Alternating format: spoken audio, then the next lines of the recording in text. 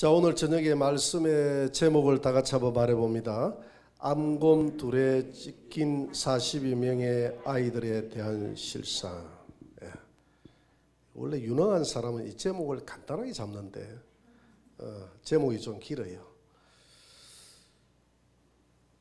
자, 오늘 내용은 지난주에 여리고에서 물이 나빠서 그 여리고에서 나는 토산이 익지 못해서 소금을 가지고 물 근원으로 가가지고 이 물을 고쳤더라 이렇게 했잖아요. 거기에 대한 우리 영적인 의미를 알아봤습니다.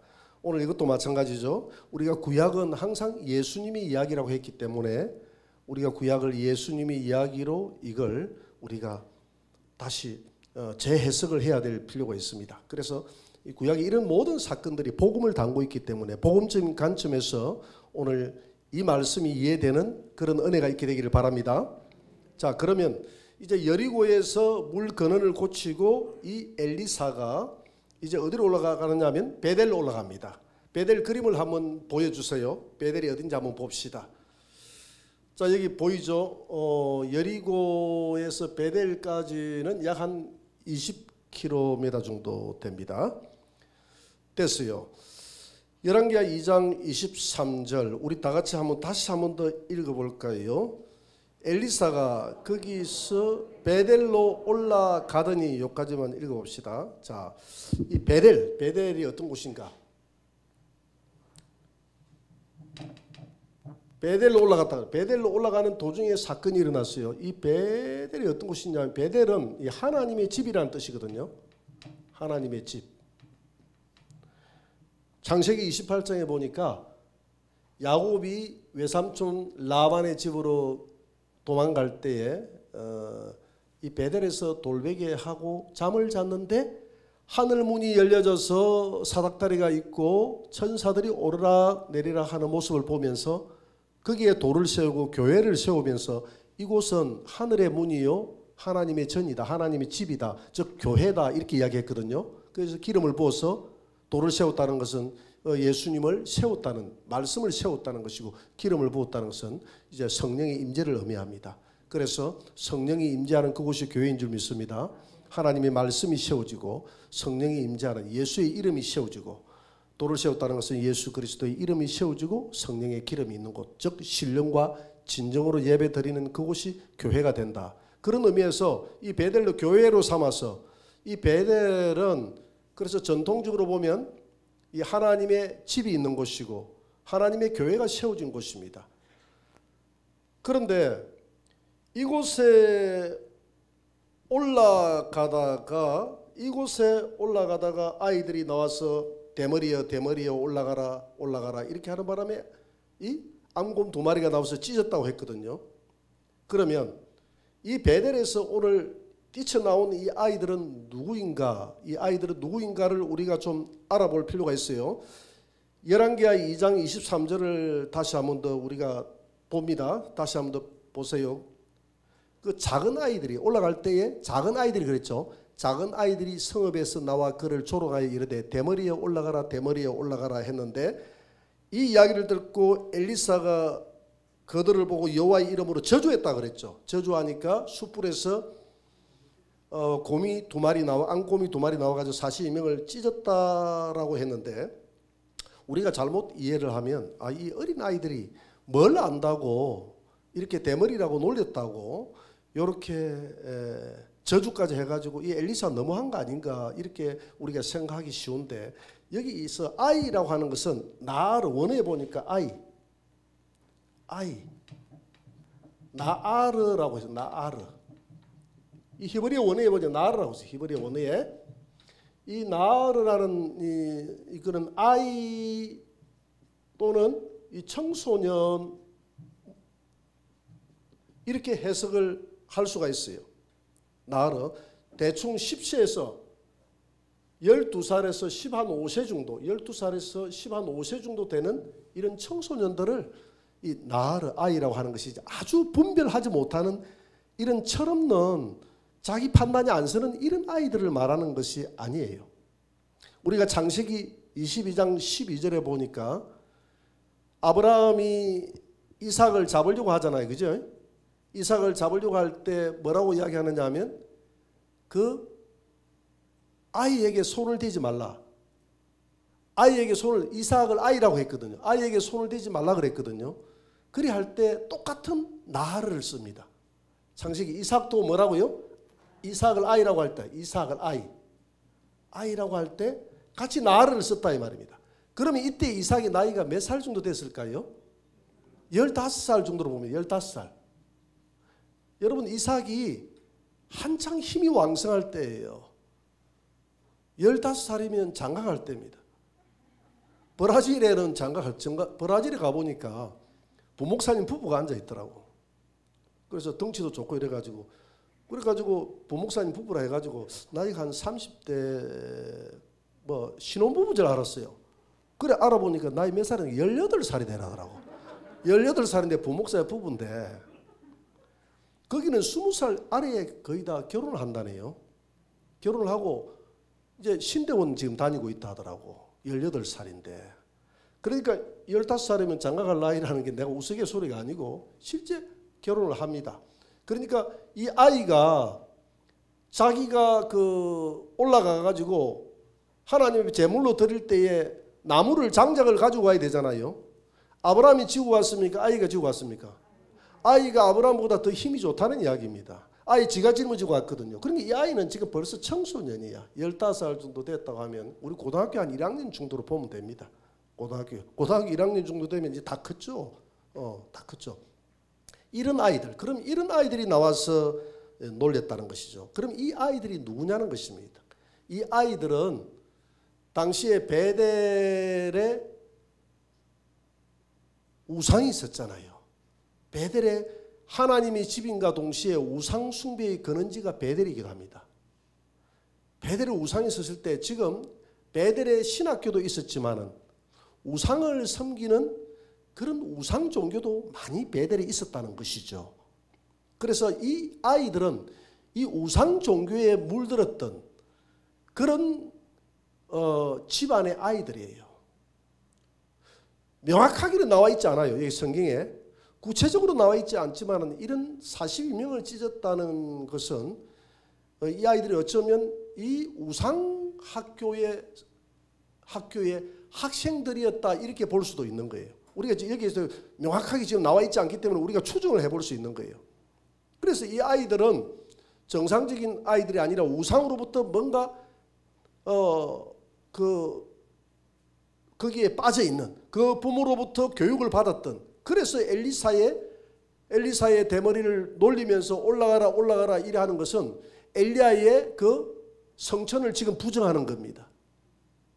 너도 너의 서성 엘리야 올라갔다며, 하늘로 올라갔다며, 너 하늘로 꺼져, 하늘로 올라가봐, 대머리에 올라가.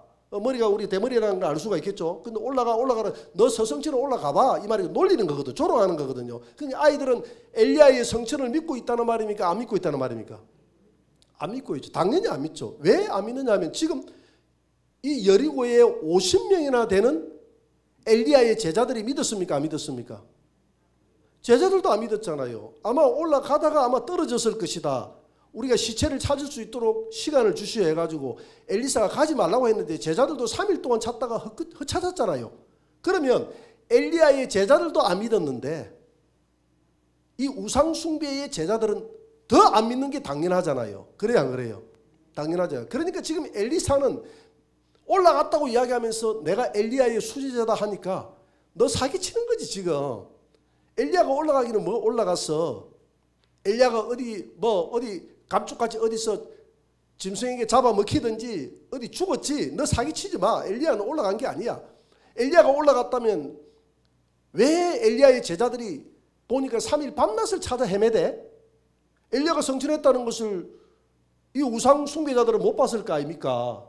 그런데 어떻게 합니까? 엘리야의 제자들이 막 찾아 헤맬 때 그때 이제 소문을 들어서 아는 거 아니에요. 그러니까 이 아이들은 지금 이 아이들뿐만이 아니라 이 베델에 사는 사람들은 지금 저 쇼를 하고 있다. 지금 엘리사가 마치 엘리사의 제자인 것처럼 성천도 없었는데 성천이 있다고 하고 있고, 성천이 있다면 제자들이 왜 그 시체를 찾아 나섰겠어? 3일 동안은 시체를 찾아 나섰대. 그 시체 못 찾은 거 보니까 아마 짐승들이 잡아 먹었든지 뭐가 이유가 있겠지.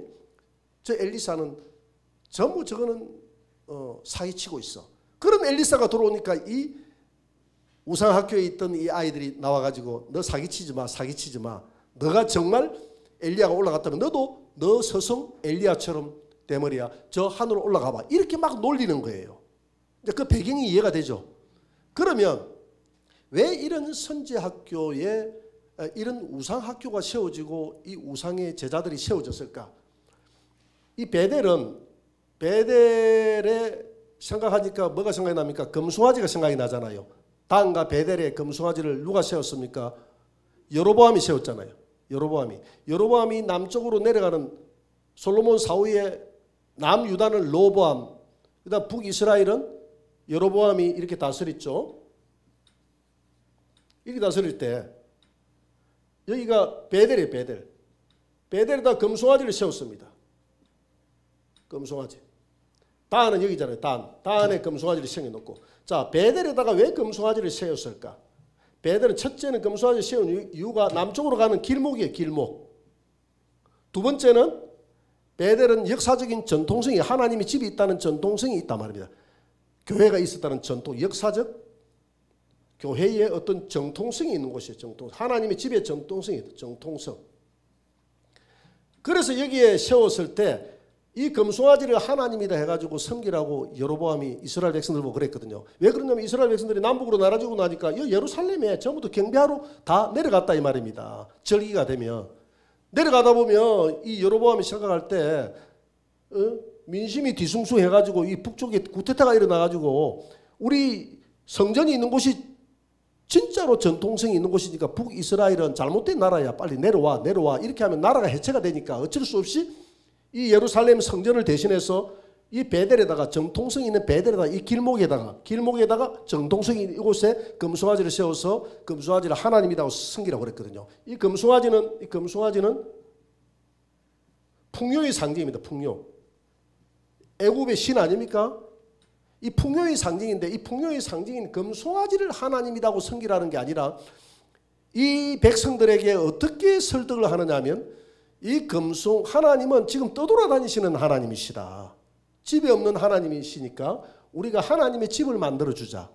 그래서 금으로 만든 이 풍요의 신인 이 금송아지에 하나님의 영이 깃든다고 생각했던 겁니다. 그래서 이 금송아지를 보면서 금송아지 안에 있는 여호와가 이 금송아지 안에 집을 삼고 있다. 그래서 베델은 여호와의 집이다. 하나님 집이다. 전에는 하나님의 집이다 하면서 하나님의 집을 제대로 세워주지 못했는데 내가 하나님의 집을 제대로 세워줬다. 그러니까 그럴듯해야 돼 안 해요? 이스라엘 백성들이 생각할 때는 그럴듯하잖아요. 그러니까 이렇게 해서 이 금송아지를 하나님이라고 생각하고 금송아지 안에 있는 하나님을 섬긴다고 하지만은 실제적으로 이게 세월이 흐르면서 금송아지가 하나님이 돼버린 거예요. 그런 이런 사상에 그러면 이들의 사상에 북이스라엘의 금송아지를 섬기는 이들 머릿속에 여호와가 없느냐? 아예 여호와가 없는 것도 아니에요. 여호와가 없는 것도 아니다 이 말입니다. 그러니까 이들은 혼합주의 신앙에 젖어 있는 거예요. 북이스라엘에도 여호와를 믿었어요. 아합이 여호와의 이름으로 나갔잖아요. 여호와의 이름으로 나가면서도 바알도 섬기고 그랬잖아요. 그러니까 우리도 신앙을 가질 때 보니까 예수를 믿고서도 또 타 종교에 복이 있다면 거기 가서 비는 사람들 이런 분들이 주변에 있어요 없어요? 주변에 간간히 있는 것을 보게 됩니다. 내가 얼마 전에 우짜다가 TV 우리나라 연예인이더라고요. 연예인인데 그 집을 방문해서 이렇게 하는데 보니까 그 집에 보니까 이 예수님 그림이 있고 해서 교회를 다니는 성경책이 또 방에 놓여져 있고 딱 펼쳐져 있더라고. 이렇게 딱 놔놓고 십자가를 달아놓고 그래가지고 교회를 다니느냐고 이러니까 저는 교회를 다닌다고 이렇게 이야기하더라고요. 근데 또 방에 가보니까 또 불상이 있더라고. 그렇게 이제 기자가 그 PD가 물어. 이 교회를 다닌다 하면서 이 불상은 뭡니까? 이러니까 우리 아내가 다니는 절입니다. 이러면서 우리 집안은 종교 이게 자유와 종교의 통합이 이루어진 집안이 우리 집안이다 이렇게 이야기하더라고요. 그게 북이스라엘이 종교 통합이 이루어진 그런 혼합주의 신앙이 있는 곳이 북이스라엘의 그 사상이에요. 많은 사람들의 머릿속에 이런 사상들이 흘러내려왔고 이런 사상이 흘러내려온 그 교육을 받은 자들이 이 오늘 뛰쳐나온 이 아이들이다. 이 아이들이다. 그러니까 주의 재림도 믿지 않고 재림도 믿지 않는다 이 말입니다. 올라가라 올라가라 올라가라. 알레 올라가라는 말은 올라가라. 알레 히브리어로 알레인데 이 알레는 휴거를 말합니다. 올라가 하늘로 올라가라. 하늘로 올라가라는 그런 뜻이거든요. 하늘로 꺼져라. 지금 꺼져라 이렇게 하잖아요. 그죠? 하늘로 올라가라. 또 이렇게 꺼져라 이렇게 해석을 한 데도 있습니다. 이 휴거를 부정하는 것이거든요. 자, 이 말세가 되면 휴거를 부정하는 사람들이 있다고 했습니까? 없다고 했습니까? 있다고 했죠.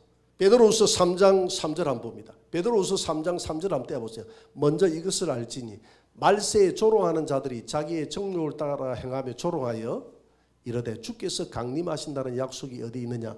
조상들이 잔후로부터 만물이 처음 창조될 때와 같이 그냥 있다니. 이게 지금 누굴 보고 하느냐 하면 교회 안에 있는 성도들을 두고 하는 말입니다. 교회 안에 이런 휴거라든지 이런 거 없다라고 이야기하는 사람들이 있어요. 지금 신천지가 그렇습니다.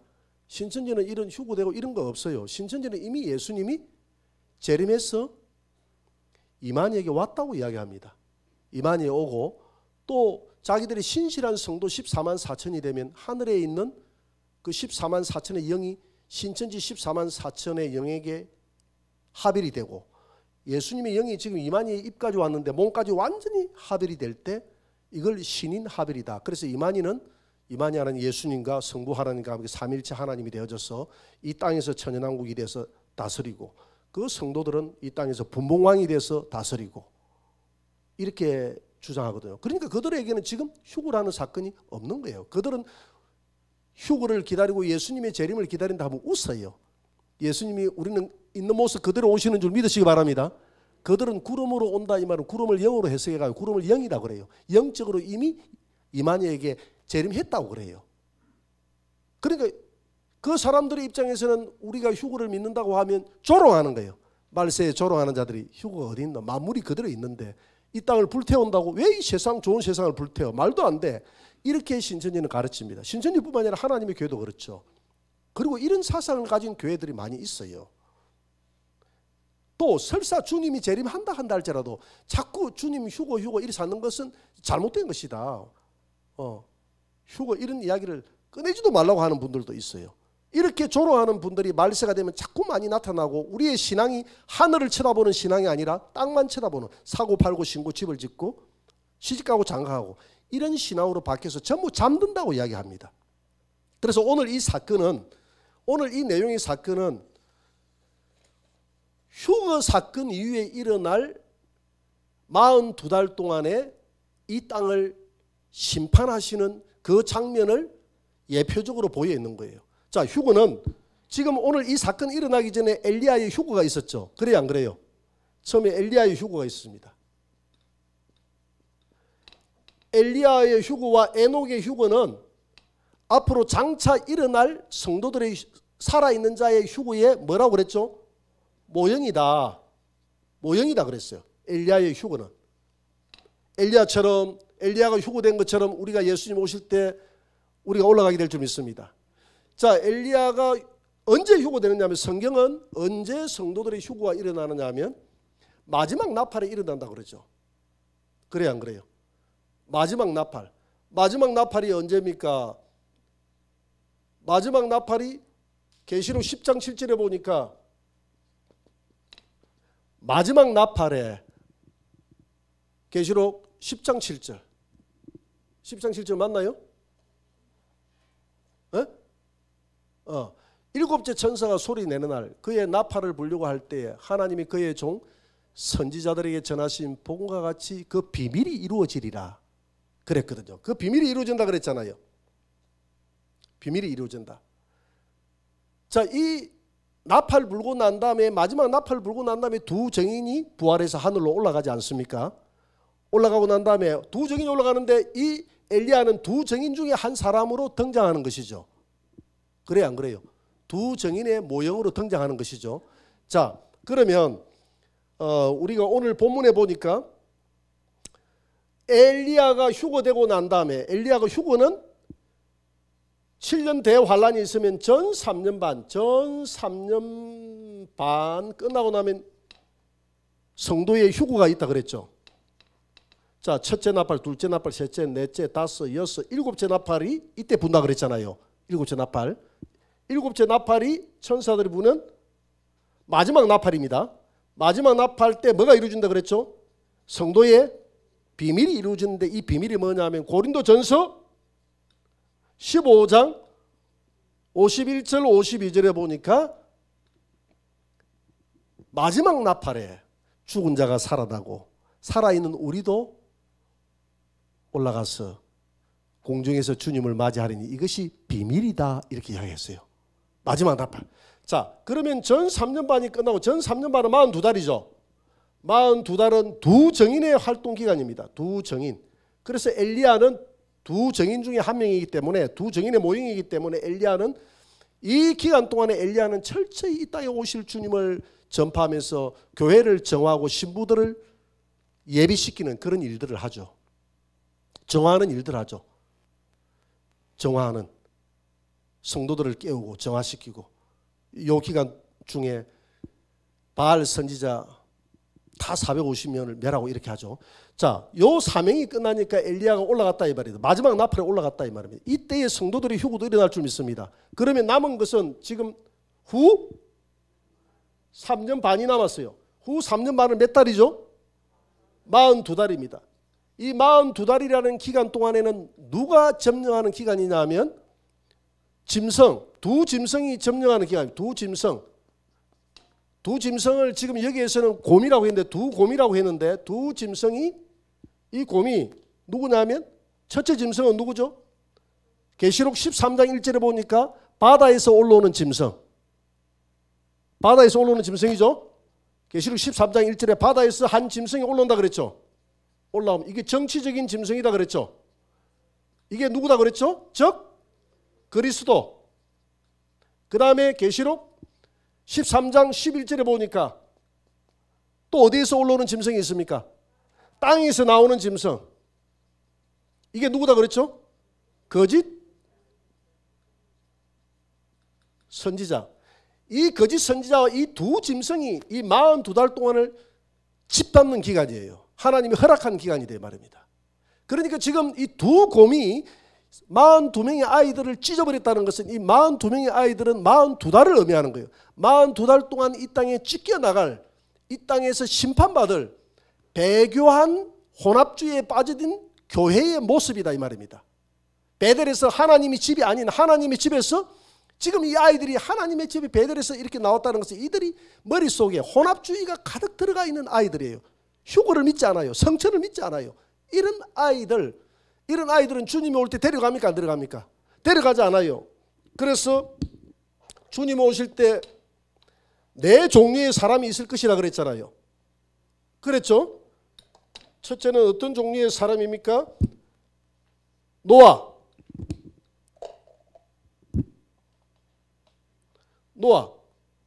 노아는 어떤 성도의 모형이다 그랬죠? 휴거 성도의 모형이다 그랬죠. 두 번째 롯은 예비처로 가는 성도의 모형. 롯은 저 산으로 올라가기 전에 산은 천연왕국이에요. 천연왕국. 올라가기 전에 중간에 여기에서 소돔에서 쏘알성에서 잠깐 피했다가 불비 다 내리고 난 다음에 올라갔잖아요.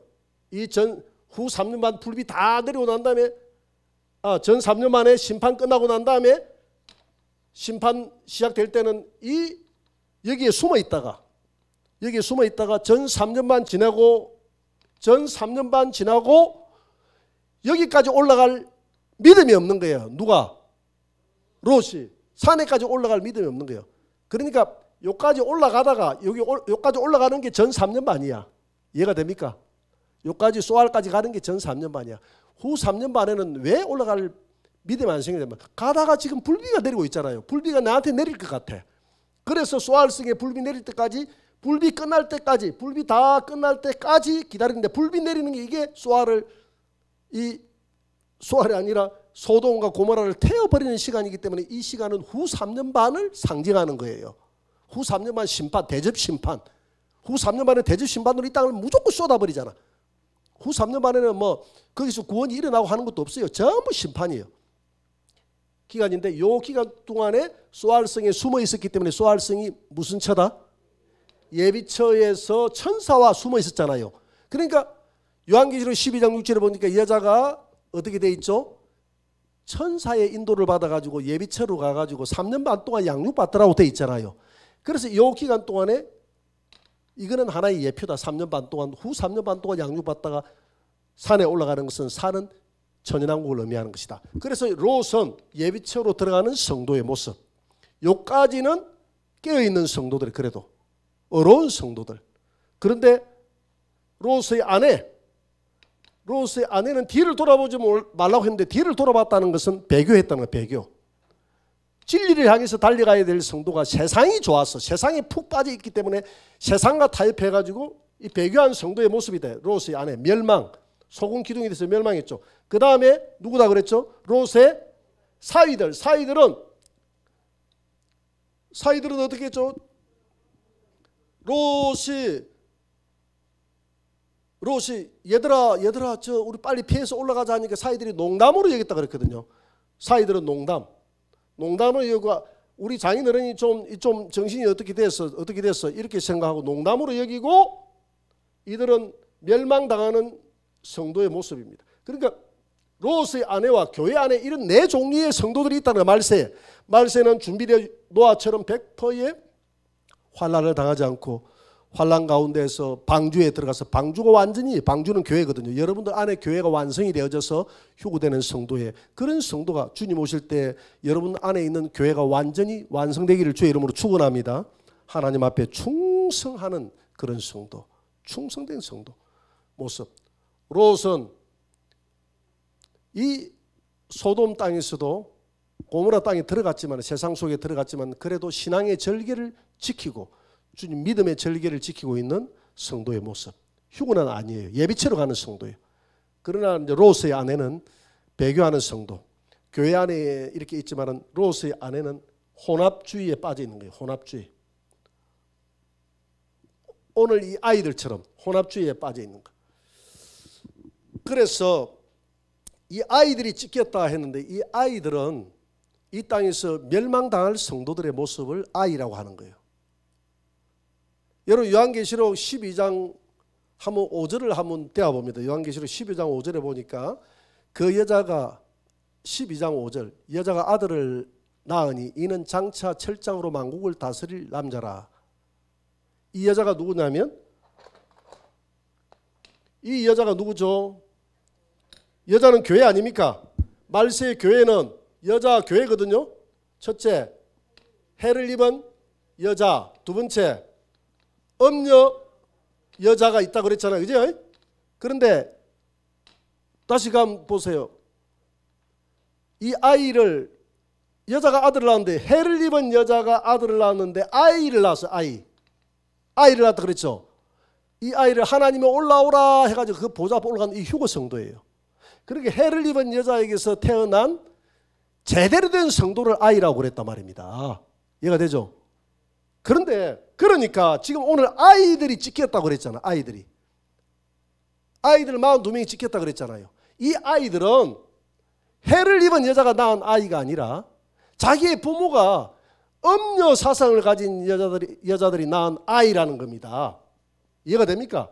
순박한 서너 살 먹고 4살 먹고 7, 8살 먹고 그런 아이를 말하는 것이 아니라 성경에는 이 아이라고 했지만 아이를 성도를 아이라고 했다면 이들은 혼합주의에 빠져있는 부모로부터 그 사상이 들어가서 서성으로부터 혼합주의 사상이 들어가서 휴거를 믿지 않고 주님의 재림을 믿지 않고 조롱하고 그래서 베드로후서 3장에 보니까 말세에 조롱하는 자들이 교회에 와가지고 조롱하여 이르되 모든 만물이 창조로부터 그대로 있는데 휴거가 일어난다는 말이 무슨 말이냐 세상을 멸한다는 말이 무슨 말이냐 이렇게 조롱한다 했는데 지금 조롱하는 자들이 많이 나타나고 있죠. 신천지도 조롱하고 하나님의 교회도 조롱하죠. 오늘 교회 안에서도 자꾸 휴거 사는 건 이단이다 샀죠. 이래서 하니까 다 조롱이거든요. 그런 자들은 이 후 3년 만에 다 들어간다는 겁니다. 후 3년 반 42달 이 기간 동안에 42명의 아이들이 이 두 곰에게 두 곰 하나는 첫째 바다에서 올라오는 짐승 두 짐승 바다에서 올라오는 짐승 적 그리스도와 땅에서 올라오는 짐승인 거짓 선지자에 의해서 마음껏 짓밟히는 기간이 몇 달 기간? 42달. 이 42달 기간에 누가 짓밟히냐? 아이들이 짓밟히는 거야. 어디에서 나온 아이들? 해를 입은 여자에게서 나온 아이들이 휴거되어 올라가는데 거짓 선지자들의 사상 속에 거짓된 혼합된 영이 들어간 이 아이들을 찢어버린다 이 말입니다. 심판한다 이 말입니다. 이해가 됩니까? 그걸 지금 이야기하고 있는 거예요. 그래서 오늘 여기에서 우리에게 주는 신앙의 교훈은 뭐냐 하면